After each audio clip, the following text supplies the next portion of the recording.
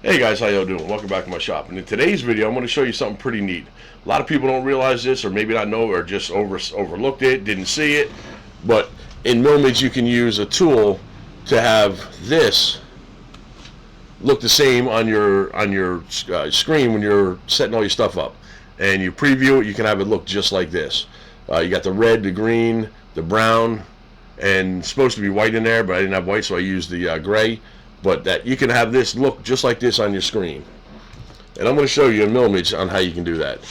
If you look right up here, we got a timer up here. So we got 15 minutes or less to get this video done, so we're going to jump into this now. Let's go ahead and start that time.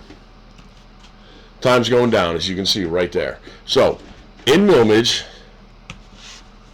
if you come over here on your screen, you see I have two of them set up. I have that one here, and I have this one here. They're both the same. They both have the same toolpath, the same bits, everything's all the same. But I'm going to show you how you can get that to look from that, if you preview it, to have it look like this. So when you're designing, you can pull this up and you can be like, yeah, I like that red, I like that red, I want that green, I want that brown. And you can set up your color palettes across this bottom to set up what you want this to look like. If you look here in Millmage, I have red pocket, and I have brown pocket, green pocket, white pocket, yellow pocket. Why do I name those all that colors? I do that so when I'm clicking on it, I'll do that and then I'll put it on the red. So I know that that's what that's going to be. The green is going to be on the green, this one here. The brown was right here. I do that for a reason, so I'm looking at it, I can kind of visualize what it's going to look like when the stuff is done, completed, and painted and all that. So how do you get that to look like this? That's what I'm going to show you. There's two steps you have to do for that. First thing you have to do is you have to enable show paint colors right here. This is what everybody sees whenever you pull it in. Whenever you pull in your preview, that's what you see. Everybody sees that. But if you click this show paint colors, it's going to look like this.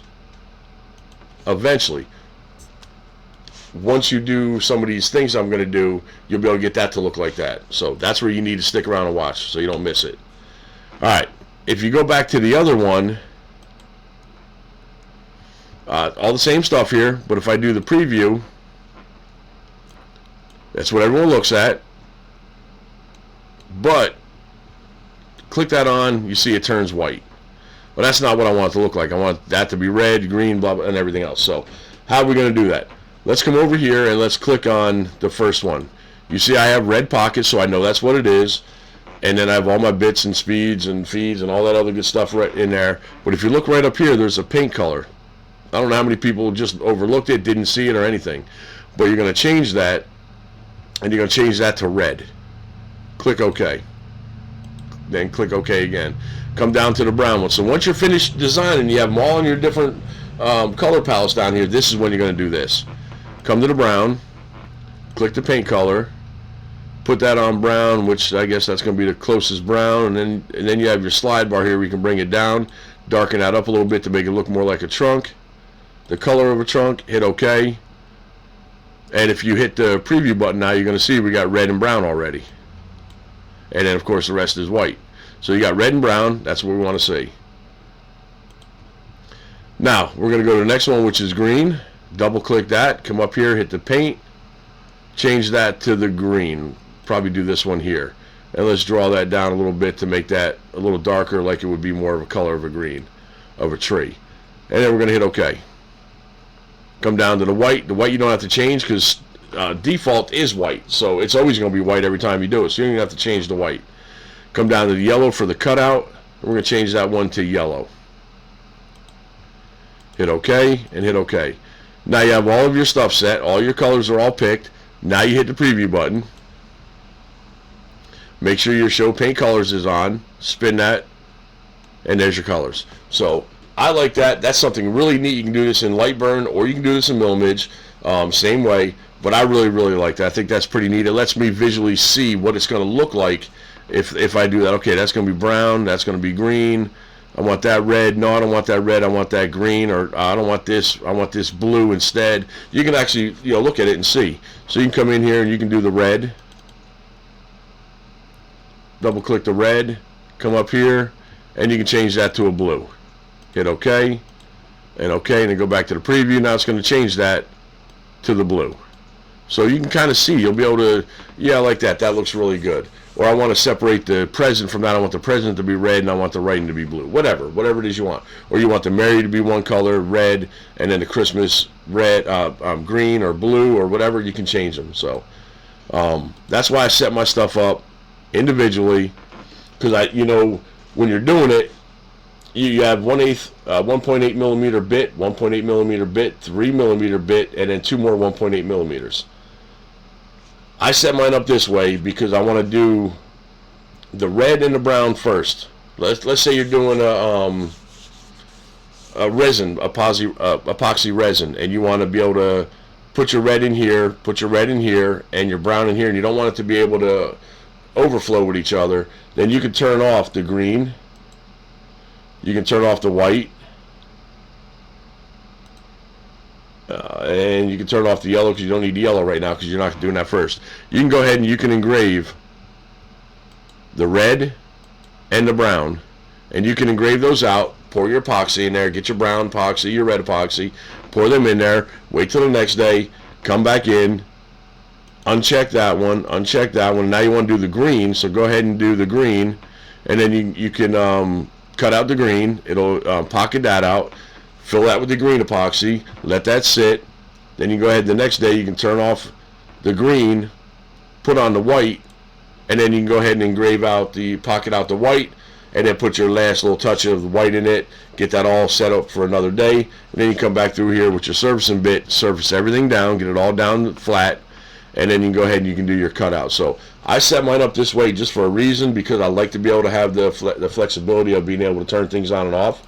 That's a really nice feature in Millmage. So that's why I do that, and we are sitting at 8 minutes in time, so we're doing great. But that's what you can do. You can actually do the red, turn that back on, then you can do the brown because that's separate, and then you can go ahead and do the green. You can do all three of these at one time, turn off the rest. Now it's only going to do those three. It'll come in here, it'll pocket that out, it's going to pocket this out, it's going to pocket the brown out, and it's going to pocket the green out.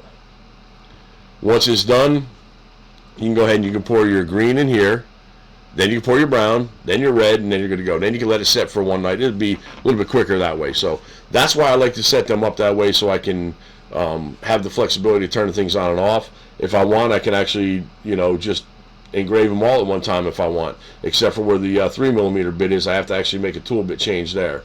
And if I'm doing the epoxy, I wouldn't need to have the 3 millimeter here. I could actually drop it down. But when I was doing my green, I wanted to engrave the green down 2 millimeters. If you look, I started at 0 and finished depth was 2. So it took all that down to that. Now if I would have done the white first, and you go into the white one, I would have started it at 0 and I would have had to go down to the 4.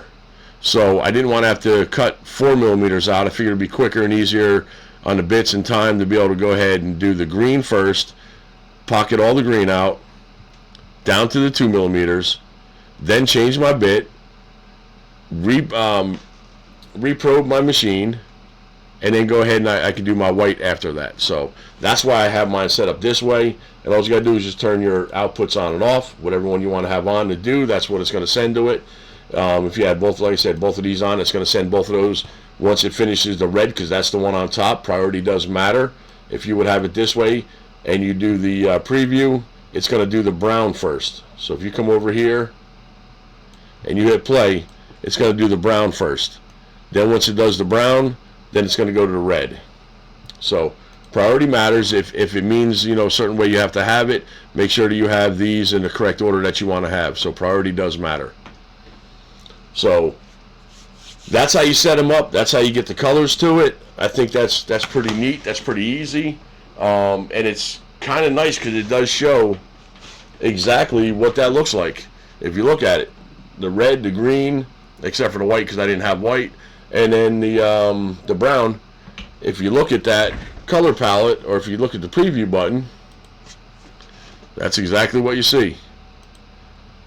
Let's go ahead and change that back to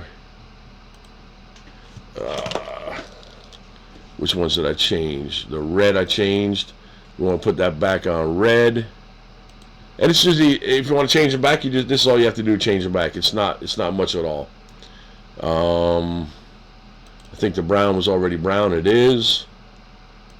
The green is green. That's it. So yeah, we should be good to go with all the rest of the way. But you do your profile, or your preview, and you can see once I turn these other ones on. Now hit preview. It looks exactly like what I showed you. I'm going to swap that camera over, and you can see that's exactly how it looks. Swap the camera over. It allows you to see that.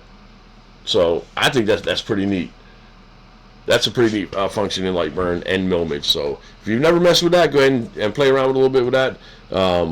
I like it. You'll probably like it as well too. Yeah, you have to set up more tool paths and stuff like that, but that's okay. It's not really hard to do. You just got to put them in the right order and just make sure you set them up correctly. That's all you have to do. And then once you do it, once you set everything up, then you can go ahead and click, because you're gonna, when you do this, you're gonna hit your red. Hit back. I didn't want that to move. And then put that on the color path that you want. Then you're going to hit this red. You're going to hit that on the color path. Once you design your image, like for instance, if you do a box and you want that to be on black, you put that on black, right? Now when you want to preview that, let's go ahead and add an operation, pocket. We're just going to leave this generic. This is just so we can go ahead and show you that. And we're going to go ahead and where's the black at? Pocket right here.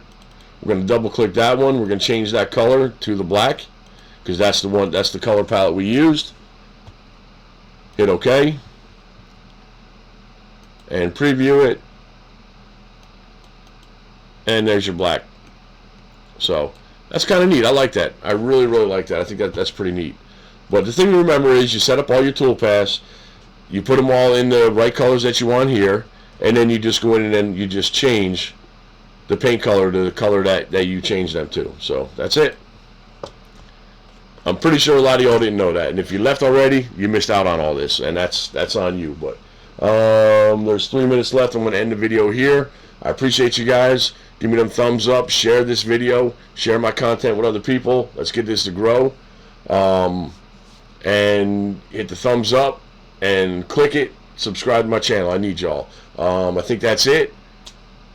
Till next video, I'm Bill, and I'm going to catch you on the next one. All right, bye.